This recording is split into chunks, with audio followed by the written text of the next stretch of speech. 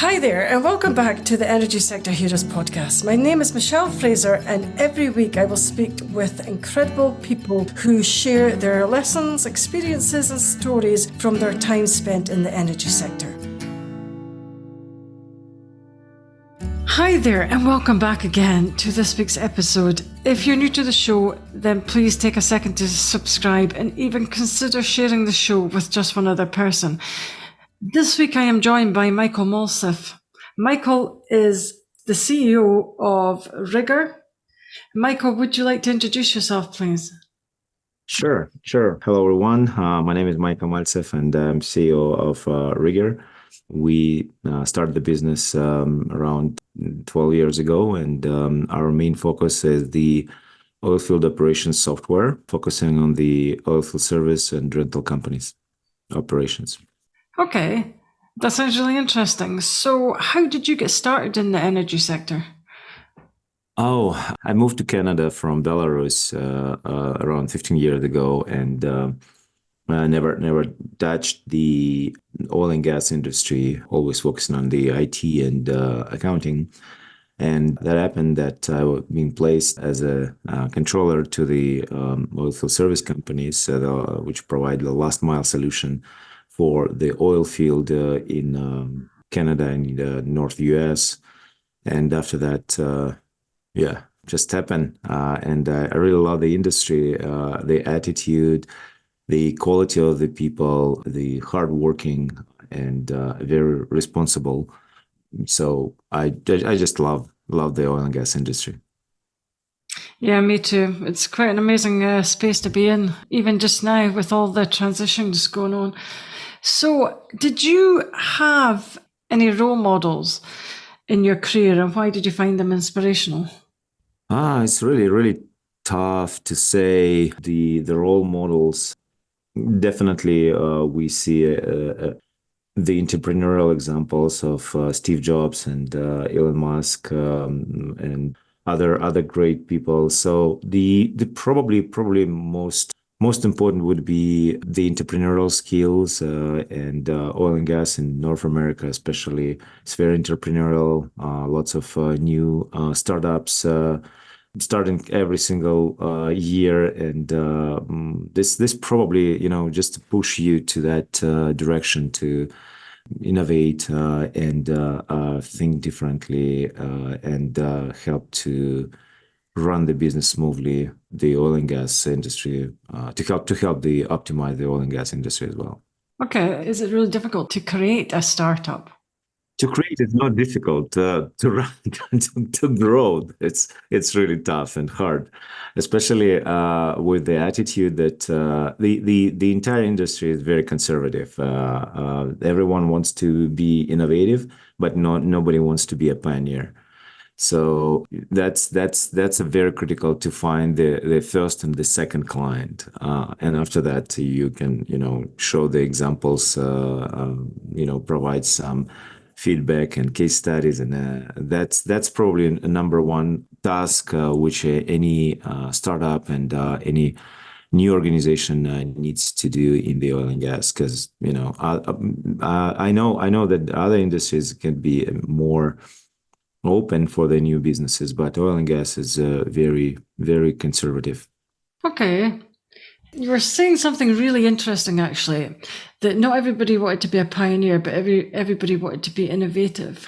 I've never heard that before. Why? Can you explain why?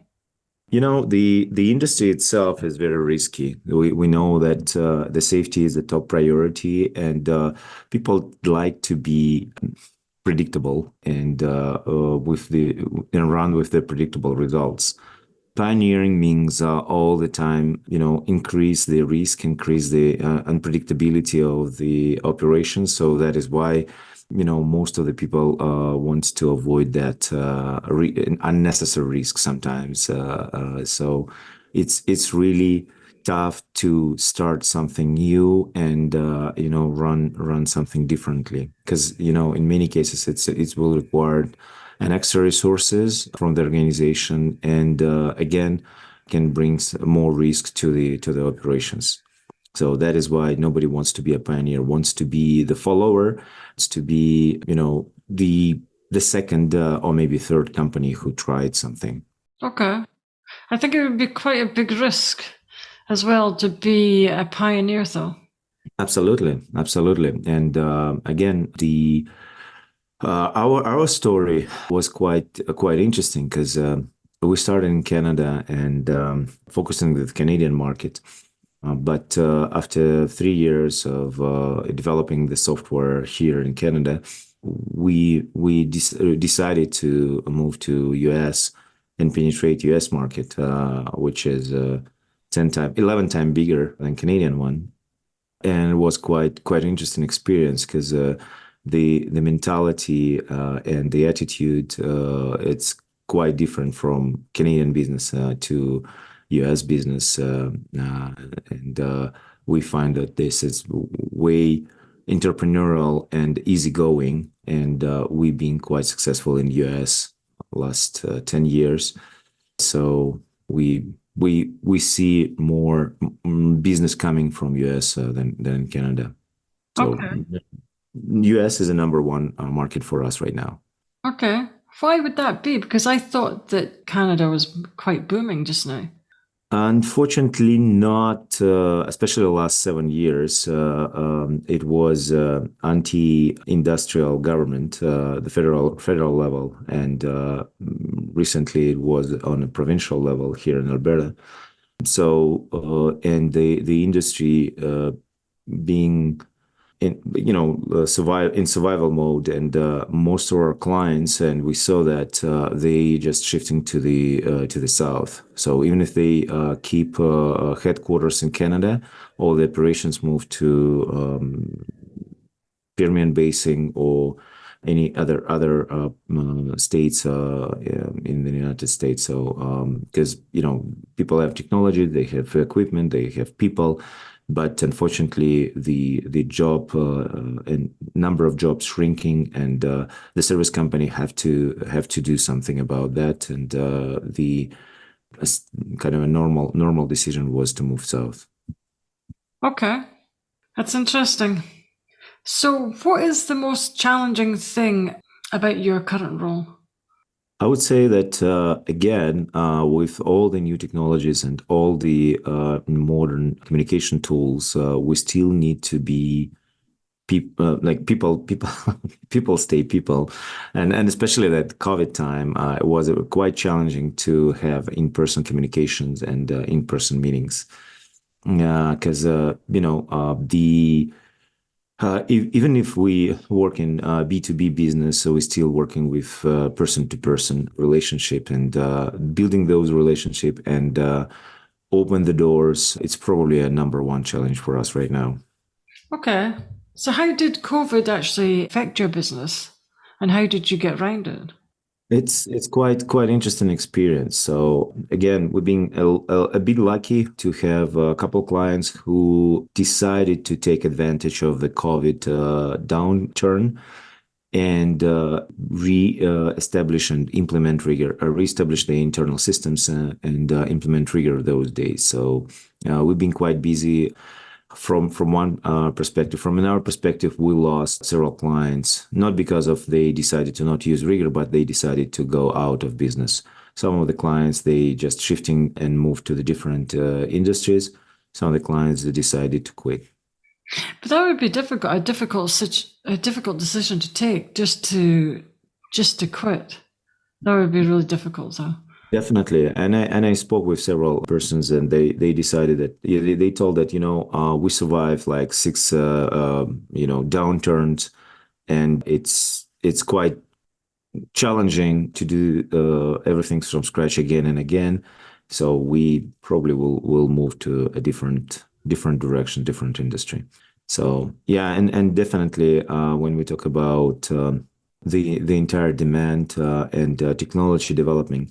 So the service industry is quite dynamic, and again, as I mentioned, I started with the telecom company, and in 3 years, all the telecom equipment become obsolete because of developing other technologies. Say, for example, when I started, the phone calls with the field was quite exciting, and everyone wants to have a phone calls to the field and have this ability, kind of having phone calls every single minute or whatever.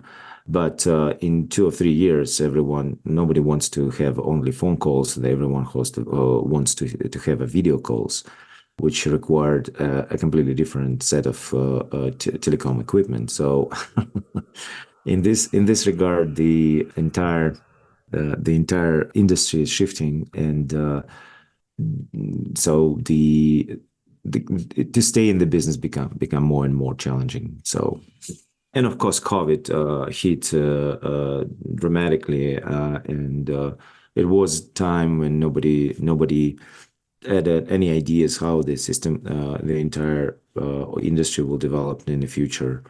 And we have an unprecedented push from renewable energy and renewable technologies those days, and everyone wants to move to the green energy. No offense to green energy, but again, the traditional oil and gas industry still required. Say here in Alberta, yes, last week we had a minus 40 Celsius freeze, and it was an issue with the electricity grid. We had not enough power to generate because the coal plant was shut down, and everything moved to the renewable, which is wind and solar. But in minus 40, there is no wind, and everything covered by all the solar panels covered by snow. So it was a zero power generation from renewables, and there was kind of a crisis, the energy crisis in Canada, in Alberta, Western Canada, those days last week. So it's not that easy and simple transition. We need to take to the account the risks, which considering that kind of circumstance. Same thing right now happening in Texas. They have abnormal cold weather, and the last time they have a kind of an energy system collapse. Just right now, monitoring and see how things going there. So it's quite interesting to see this kind of a transition. But again, we need to take to the account that the renewable energy not very very stable. I would put it that way. Okay. I never really thought about it like that, because to not be able to use the renewables because of the severe bad weather would be quite a big challenge. Exactly, and the question is, like, if it's a couple of days, it's probably not a big deal. You can run from the reserves, but if it's months or even more than 1 month, it could be a very very dramatic and very disastrous event in this case. Okay. That's something to consider in the future, I would think so. So, have you ever had any career disasters? I don't know. The life is very very interesting. It was not a disaster. Maybe a disaster when I was this situation, but right now when I see this situation, it's quite interesting. So it was a time when I was a chief accountant, and I decided to go. It was a conflict with the owner, and I decided to quit and just no any options, and plan B. Just step back, and went out. Have no idea what to do next, and surprise surprise, next day I received 2 offers. It was quite shocking for me. So again, it's yeah, I don't want to call this a catastrophic event, but it was kind of eye-open event. So But that's amazing, though, because it must have been really hard to quit any job. Absolutely, especially if you spend like 5 years, 7 years with the company, and you think that the entire world is just around this. But when you see it's on a little bit different angle, different from different perspective, you see another opportunities. So yeah, sometimes it's very very important to, step aside or step back and see the full picture and understand that situation is not that flat. Okay. But then when you got your new job offers, that must have been a turning point in your career, though. It was actually because it was more entrepreneurial and demanding more, demanding a different skill set to run these operations and run this business. It was still a controller, but it required more communication, working with more people, and was quite exciting. And yeah, definitely, I think it was a pivotal point for the entire career. Okay. So you run your own company just now. How did you get the idea to create it? It was quite interesting because again, back home in Belarus, I run my own business. We develop software for different type of organizations, but not energy and oil and gas connected. It was a transportation, retail, wholesale, agricultural, the different types of organizations, but not oil and gas. And when I facing with the situation that operations here is quite challenging, and I can give you an example.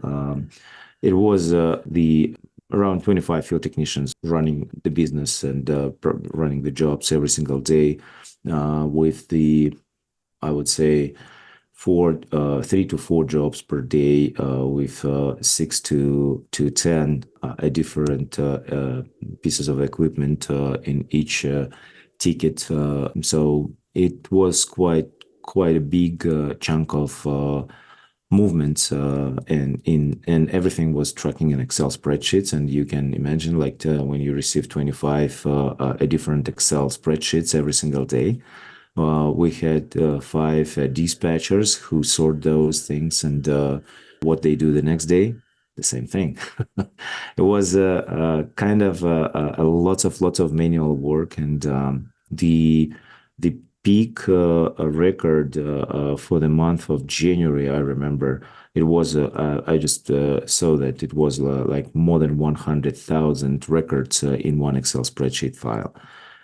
It was enormous, and it was like not quite easy to navigate and apply prices and generate invoices based on those tickets. So it was the idea of the software to build the software for their organization.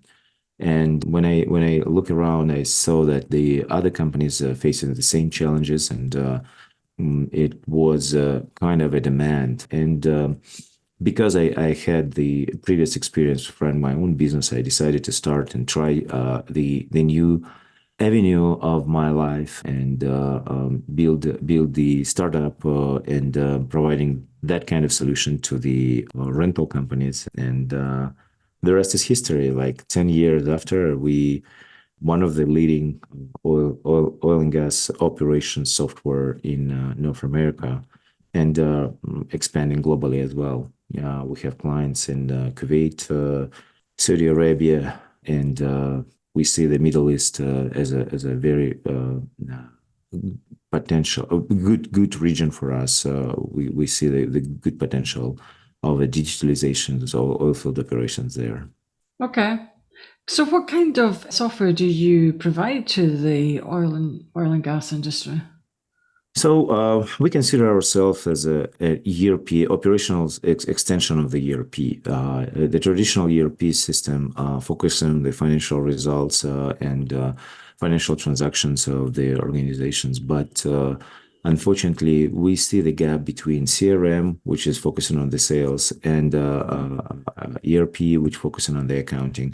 So the operations are not covered, and we have a gap between CRM and ERP, and we fill out this gap by RigER for oilfield service companies. So the main process of scheduling job, dispatching jobs, running those jobs, control tickets, control equipment, monitor all the equipment transactions like purchasing, moving to the field, back pre-job inspection, post-job inspections, maintenance, repairs, rework, all kind of different assembling, disassembling of the equipment, which is quite heavy in the oil and gas, and generating invoices based on the job operations and send invoices to the ERP.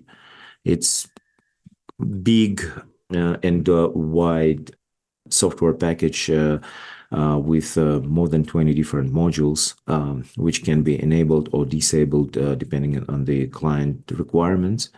We have several configurations specifically with the sub-industry, say, for example, downhole tools, focusing on the heavy assembled operations with the downhole tools, kind of drilling motors, stators, rotors, all kind of that operations, which required a lot of paperwork, which we eliminate, and required an advanced planning tools and skills, because you need to build a particular configuration of the tool in advance.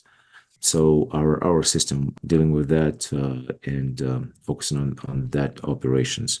We have configurations for the surface equipment like light towers, generators, portable toilets, any surface equipment running in the field.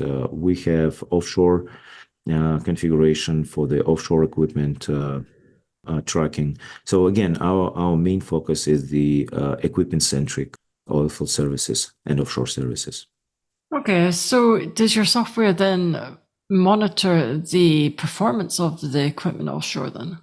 It could be, but again, our main purpose is the tracking of the equipment and providing history of each serial number. Say, for example, we have a serial number, we have all the certificates for the serial number, and we can provide the entire history of this serial number, what kind of job, how many hours, etc. Okay, I think I've used software like that before. It's quite an amazing type of software actually for an engineer, because the type of information you can subtract from the software is quite amazing. Yeah, absolutely. And again, our main competitor still is Excel spreadsheets and paperwork and whiteboards.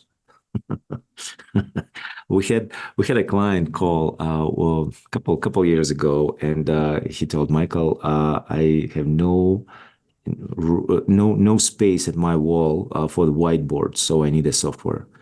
You know, all the scheduling, planning in oil and gas is just the big whiteboards. You know, moving equipment, moving crews and people around the jobs, and it's in many cases very challenging. And we're providing that solution to them to help them to manage and navigate everything on the laptop, on the computer, on the mobile phones and tablets. And again, our approach is to provide the entire full cycle solution from the field technician to the top manager, CEO, providing the operational dashboards. We call it operations management dashboards, which is a set of the dashboard, you know, tracking the entire performance of the rental fleet, field technicians, trucks, revenue, allocation of the revenue between different departments, different line of businesses, different services, etc. So more than 20 different dashboards presenting the performance of the organization. Yeah, it is quite an amazing software to get involved with. I mean, I've only used it once previously, but I think it's going to be quite revolutionary for the oil and gas industry. Oh yeah, for sure. When we started, the number one question was, guys, we need to have the mobile field ticket. And the challenge with a mobile field ticket here in North America is that not all the fields covering by satellite or cellular signal. So there is no access to the internet. So it should be offline mobile ticket. And we being the first organization who creates the offline mobile tickets with full offline mobile capabilities. And it was kind of the 3 years of development because it was different experiments and testing, checking different service providers. I mean, telecom providers, understanding how they operate, what is the coverage, and how fast we can synchronize, what we can synchronize, what is the limitations of the devices. Was lots of it, and one of the discovery which we made those days that the cloud software, it's one thing, and mobile software is completely different story. It's a different animal, and that beast need to have a different type of the attention and required lots of preparation, and we have some restrictions, physical restrictions first of all, because the tiny screen, you couldn't put like the 25 column table to your phone. You need to think about design, redesign, or maybe you're not even showing that table there. Okay. So is there any pitfalls to using this software? It's I would say that when we talk about digitalization, the number one question is not the technology. The number one question is the organization, the discipline, the way how the users organized and how the information flow organized in the organization. So I would say that in many cases, the implementation of the software focuses not only on the technical side of how to use what kind of button to press, but organizing the processes within the organizations, understanding who is responsible for what kind of a step-by-step process should be designed or should be in place for this or that scenario. So, like kind of describing all those scenarios is a number one step for us for the implement the software. And some organizations it could be a very, very challenging. And for us is important to see if the organization has any experience with the implementation of the software, because the systematic approach is probably number one element of the software implementation and success of their project. Okay. So what is your zone of genius? What are you most good at? I have no idea. Maybe communication and run as a translator from the business requirements. Because I'm personally not coding. I'm not personally developing any piece of the software.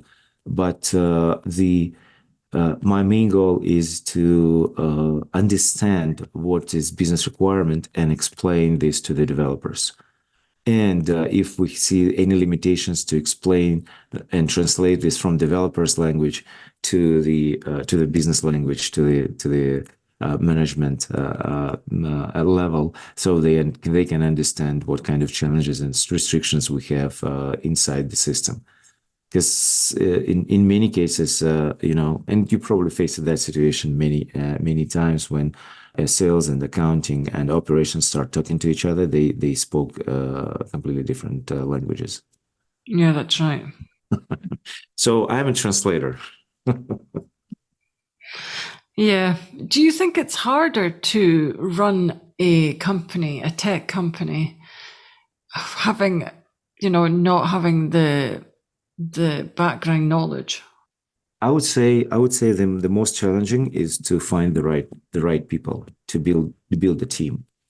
And for us, it's very, very long process. So we always open for the new people and always want to always searching for the good people. And again, there are several components which we need to put together and see if the person has that, because the person should be a professional in the area where we like to use their skills, and from another perspective, it should be a good team player, understanding and respect others, and that kind of combination is quite challenging, and especially when we talk about IT and oil and gas, that combination is very rare. Yeah, it is actually. I do agree, actually. But so, how do you ensure that you do have the correct people? What do you look for when you're hiring someone? Uh, First of all, we like to see the that they'd like to to change the status quo, to be useful for the organization, for the industry, for the world, to do something new, to understand the mission. Because again, our mission is to digitalize the oil and gas, to make the industry more efficient, and have a less footprint, use less paper, and run the operation smoothly.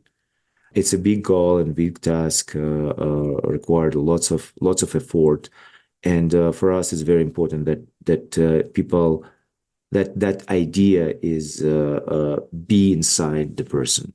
They understand, and they want to run together, and it's kind of important for us to see that kind of fire inside. So because if you go to the job for like 8 to 5, it's probably not our case.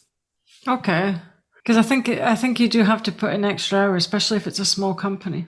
Maybe in any company, actually. Yeah, in and again, we are not a big company. We have around 20% globally.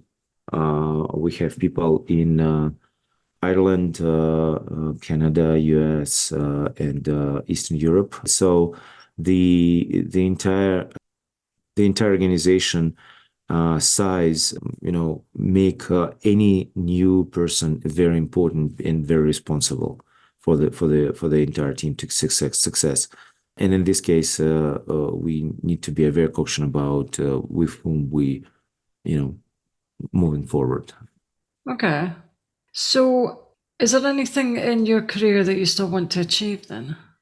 We set the goals for the each year, achieving in the career. I have no idea, like the Olympic gold medal, if it still exists in the business. I definitely wants to grow the company, wants to continue as much as possible to reach that goal, which we set as our mission, to digitalize oil and gas, with some maybe some pivotal turns as the next steps, but not exactly kind of a goal which or medal which I'd like to achieve. You know, it's just a fulfilling the mission, and I know that the this mission probably not achievable in my lifetime, but I like to see that perspective outside my life. Okay, I'm pretty sure you're going to achieve it, actually. I think so. The So, industry is quite big, so we understand our efforts. So yeah, we trying to do what we can do. I think you'll get it. I think you'll achieve amazing things, actually. So, what keeps you motivated when times get tough? The idea that when you understand that, what the thing which you do is important to other people, that people appreciate it, that help you to move forward. And tough times happening every year, and sometimes you do not see where to go, and how to continue. But in this case, just I believe it's time to step back, and probably relax, spend time with the family and friends. So kind of that, and understand that that what you do is the things which you do is important for other people, and they still need it. So that's just move you forward with through the tough times. Okay. Because I remember that COVID, then COVID hit it. It was quite tough. And one of the decisions we made, I asked everyone, because again, we have allocated team, and we had the Zoom meetings maybe once a week, or maybe once in 2 weeks, like the entire organization. So what I did, I asked the guys to join like a 1 hour session every single day, just to talk. So to have a feeling that you are not alone. And I suppose that help they keep the team together. And you know, people need to talk, we need to communicate, and we not talk about the business problem, or we talk about just how people talk, all kind of different things, discussing what happening every single day. And it was quite interesting experiment, and at least for myself, it was very helpful. Okay. But I think the time during COVID, I think every company had to increase their communications, to increase and better their communication skills. Because I think before, a lot of companies were just having face-to-face meetings, and they might not have been very productive. Whereas I think now, I think a lot more companies are more productive. It's very true, yes. And what we see right now with us and with our clients, that the number of people in the office shrinking dramatically. So right now, people work from home, or from at the hybrid mode. And again, the intercompany communications become very challenging. So we're trying to have our meetings quite regular, maybe once a month, maybe once a week, depending on what kind of questions we have. But yes, and I receiving feedback from my guys that it's important for them as well. Yeah, I think so too. So I'm going to wrap things up. If you could turn back time, would you change anything? No, I don't think so. I'm quite happy person. So and I think that what happened, it should happen, and we just need to understand what kind of lesson we need to take from each of the event and move forward. I think that's amazing. That's an amazing answer, actually. I really like that. Okay, that's all the questions I have today. I would like to thank Michael for your time. That brings us to the end of another episode. Thanks for listening, and see you next week. That brings us to the end of another episode. Thanks for listening. If you enjoyed the show, I'd like to gently encourage you to leave a 5-star rating wherever you listen to podcasts, and share the show with another person. You can also follow me on LinkedIn or via my website, www.michellefraserconsultancy.com. Thanks again for listening, and see you next week.